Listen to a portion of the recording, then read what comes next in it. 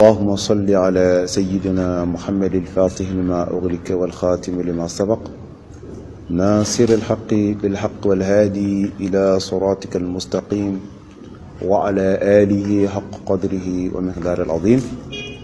الحمد لله. Louange à Allah subhanahu wa ta'ala nous a recommandé le Hajj, puisque nous sommes en période de Hajj, un acte de spiritualité, un acte d'adoration, d'amour et de beaucoup de sagesse. Le Hajj étant l'un des piliers essentiels de l'islam, je vais dire ici, le 5e pilier de l'islam. Cette recommandation est une obligation pour tout musulman et musulmane, car Dieu le dit dans le Saint Coran, Walillahi ala nasu hijjul bayti man istata'a ilayhi sabila. Il est du devoir de chaque musulman et chaque musulmane d'accomplir le 5e pilier du Hajj, à savoir le voyage vers la Mecque pour accomplir, n'est-ce pas, le Hajj pour ceux qui, n'est-ce pas, qui auront les moyens de le faire. Donc ici, là, nous comprenons déjà ici que le Hajj est une obligation, mais de façon particulière, Dieu a mis un accent sur, n'est-ce pas, les moyens permettant aux musulmans d'arriver à la Mecque pour le faire. Donc le Hajj est une obligation, c'est obligé, c'est pour tout musulman, n'est-ce pas, tout musulman, n'est-ce pas, pubère, ayant les moyens de le faire. Mais nous disons ici aussi que parmi les bienfaits du Hajj, parce qu'il y a des gens qui sont bien conscients des réalités du Hajj, qui savent que le Hajj est une obligation pour eux, mais qui refusent d'aller à la Mecque, peut-être par ignorance des bienfaits du Hajj. Dieu ne nous l'a pas recommandé, n'est-ce pas, pour rien. Nous retenons beaucoup de biens, nous trouvons beaucoup de biens dans l'accomplissement du Hajj. Parmi ces biens-là, Dieu dit, le prophète alayhi salam, celui qui accomplit le Hajj revient de la Mecque comme, n'est-ce pas, le premier jour de sa naissance. Que yawmin raja'a min hajjihi, que yawmin waladatuhu ummuhu. C'est-à-dire que tu reviens pur, purifié, saint, et écarté de tous tes malfaits, de tous tes mauvais comportements, de tous tes péchés, comme le premier jour où, n'est-ce pas, ta mère t'a mis au monde. Ça, c'est un premier bienfait du Hajj. Parmi les bienfaits du Hajj aussi, le prophète alayhi salam, al-Hajj al-Mabrour, laysa lahu jaza'un illa al-Jannah. Le Hajj bien accompli et le Hajj accepté par Dieu n'a autre comme récompense que le paradis. Voyez, un seul voyage que tu vas effectuer durant un mois, alors te permet d'avoir accès au paradis. Donc c'est une garantie pour tout musulman, n'est-ce pas, qui accomplit Hajj, pour dire qu'un jour, c'est le jour où je ne serai pas de ce monde-là, j'aurai le paradis, tout simplement parce que j'ai accompli, n'est-ce pas, le Hajj. Parmi les bienfaits de Hajj, le prophète alayhi salam, il dit tabi'u bayna al-hajji wal-umra li'annahuma yanfiyani az-zunuba wal-faqra. Il dit, je vous recommande la combinaison du Hajj et de la Umrah. Le Hajj, c'est le grand pèlerinage. La Umrah, c'est le petit pèlerinage. Le prophète dit qu'il nous recommande, n'est-ce pas, la combinaison de ces deux-là en même temps. Alors, comme nous venons de le dire tout à l'heure, lorsque nous partons, n'est-ce pas, en Arabie Saoudite, généralement nous partons directement à Médine. De Médine, nous partons à la Mecque pour le Hajj.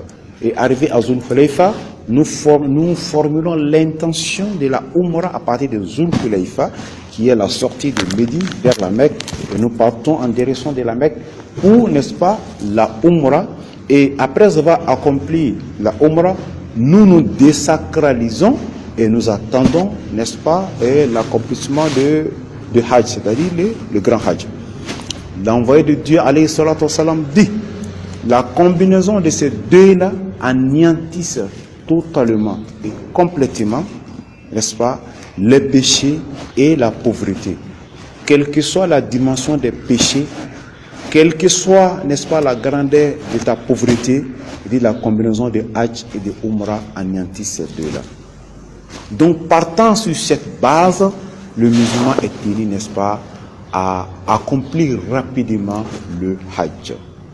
Nous disons aussi que le musulman qui possède les moyens lui permettant d'arriver à la Mecque doit rapidement le faire, mais en le faisant, il y a des comportements qu'il faut adopter. Il y a des conditions qu'il faut remplir pour pouvoir faire un Hajj excellent. Parmi ces comportements, le musulman est tenu à s'acquitter d'abord de ses dettes. Il faut s'acquitter de ses dettes avant d'effectuer, n'est-ce pas, le voyage. Car une personne endettée n'est pas une personne libre. Le Hajj a aussi besoin d'un pèlerin libre, n'est-ce pas, dans tous ses mouvements, tant à la Mecque, tant à Médine. Il y a aussi le fait que le musulman doit absolument, n'est-ce pas, parler, il doit faire son testament. Parce que le Hajj est considéré, selon le prophète alayhi salatu wassalam, comme un djihad. N'est-ce pas? C'est une djihad, c'est une guerre sainte. Au cours d'une guerre sainte, lorsqu'on va à la guerre, on n'est pas certain, n'est-ce pas, si on pourra revenir, n'est-ce pas, encore sauf et sain. Donc il faut prendre toutes les précautions nécessaires pour aller à la guerre. Il faut parler, il faut faire un testament en allant à la Mecque, car personne ne sait. Alors, cela aussi fait partie des conditions, n'est-ce pas, d'accomplissement d'un Hajj excellent. Et il y a aussi parmi les comportements du Hajj, pendant le Hajj, de tisser, n'est-ce pas, une très bonne relation avec ses frères et ses sœurs, n'est-ce pas, du Hajj. Car c'est pas facile. Réunir plus de 2 à 3 millions de personnes venant des différents pays, des différents lieux, avec des différents comportements, avec des différentes civilisations, ces gens de rassemblement ne sont pas aisés, c'est pas facile. Raison pour laquelle Allah subhanahu wa ta'ala dit وَمَنْ فَرَضَ فِيهِنَّ الْحَجَّ فَلَا رَفَثَ وَلَا فُسُوقَ وَلَا جِدَالَ فِي الْحَجِّ. Celui qui décide d'accomplir le Hajj pendant le moment du Hajj, qu'il s'abstient, n'est-ce pas, des relations sexuelles, des disputes et, n'est-ce pas, de mauvais comportements, de tout ce qui, n'est-ce pas, peut nuire son Hajj, à savoir les péchés. Donc, il est important pour le musulman, en allant à la Mecque, d'adopter un comportement sain, un comportement, n'est-ce pas, très endurant envers, n'est-ce pas, ses amis, ses frères et les autres pèlerins. Cela aussi est important. Il est aussi important aussi pour le musulman avant d'aller à la Mecque, n'est-ce pas, mubadaratu tawbatun nasuh ilallah, de se repentir de tous ses péchés, de s'écarter de tout ce qui l'éloignait d'Allah subhanahu wa ta'ala, de faire face à Dieu, n'est-ce pas, en s'éloignant des interdits de Dieu. Parce que là, il va dans un lieu très saint. Il va rencontrer un Seigneur saint. Inna Allaha tayyibun la yaqbalu illa tayyiba. Dieu est pur, Allah est saint, Allah n'accepte que ce qui est saint. Il est important pour nous, avant d'aller à la Mecque, de se purifier, de s'écarter, de s'éponger de tout ce qui peut, n'est-ce pas, nuire son Hajj, à savoir toutes sortes de péchés. De se repentir, de renaître. Il y a aussi, n'est-ce pas, parmi les comportements du Hajj, le pèlerin doit nourrir en son sein niyatun khalisatun. Il doit purifier son intention pour le Hajj. Il ne doit pas faire le Hajj parce que les autres en ont fait. Non, non, non.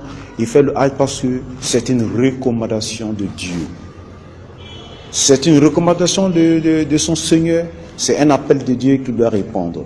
Donc il doit purifier son intention. Car le prophète dit, alayhi salatu wassalam, innamal a'malu bin niyyati wa innamal likulli mur'in ma nawa. Il dit, les œuvres du musulman ne se valent que par les intentions qui les animent. Car l'acte du musulman se valorise à partir de l'intention qu'il formule avant, pendant et après, n'est-ce pas, l'acte qu'il pose. Donc voilà, chers frères, chers sœurs, quelques comportements que nous devons adopter avant d'aller accomplir le Hajj. Nous allons dire également aussi que le Hajj, n'est-ce pas, a 4 piliers essentiels. Les piliers essentiels du Hajj sont au nombre de 4. Ces 4-là, chaque pèlerin doit y faire attention. Ces 4 piliers sont d'abord la sacralisation, al-ihram. Le vêtement blanc que nous portons, alors, fait partie, n'est-ce pas, des piliers essentiels, n'est-ce pas, du Hajj. Le musulman doit tenir à cela. De 2, le deuxième pilier essentiel, n'est-ce pas, du Hajj, at-tawafu bil Ka'bati al-musharrafa. C'est la tournée de la Kaaba.